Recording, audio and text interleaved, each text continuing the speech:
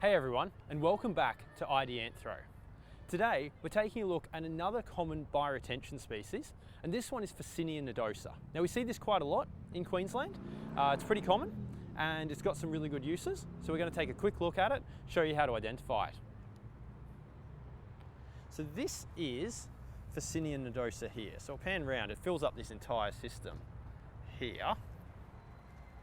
There is one other plant just coming into view on the left there that is a juncus, but besides that everything else in this system is Ficinia nodosa, more commonly known as knobby clubrush, and that's a hint to how we identify it.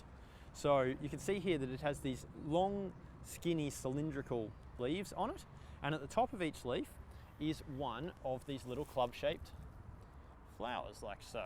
Let's see if we can find one of those. Yeah, just like so.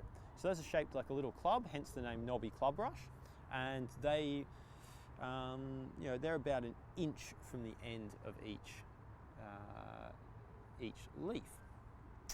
Now, this plant, as I say, it gets used a lot. It's particularly useful in that it seems to do very well in straight sand. So this particular basin here, if we jump in, have a look at the media, you can see that it's very, very sandy down there. And yet this plant is doing quite well and filling it up quite nicely. So it's a useful plant in that instance. I have also seen this growing literally right down on the beach at the mouth of Tallebudgera Creek on the Gold Coast, where it comes out to the sea.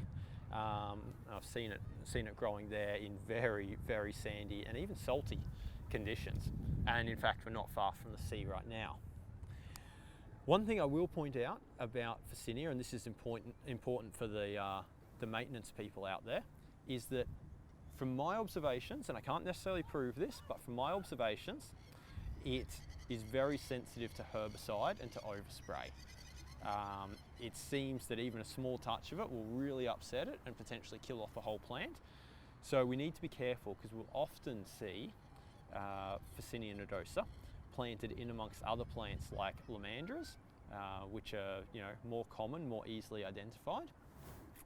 And I've seen plenty of instances where, like, the lomandras are easily identified, people are maybe spraying around those to spray out some weeds, get a little bit, even just a tiny bit of overspray onto the isolepsis, and it knocks it out. And suddenly you've got big holes. You get left with just lomandras and big holes all around it with bare ground where there was once the Ficinia nodosa, but that overspray knocked it out. So we need to be really careful, because you look at this system, it can be really quite lovely, it can be really quite artistic in the way it falls to the side, and it's a beautiful plant.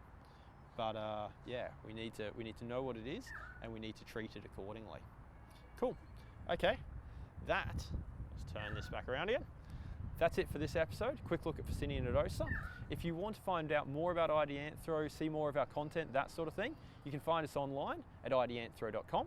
You can find us on Facebook and follow us there at facebook.com/Ideanthro. And you can also find us on YouTube, where we post all our videos. Cool, thanks for watching, and we'll see you next time.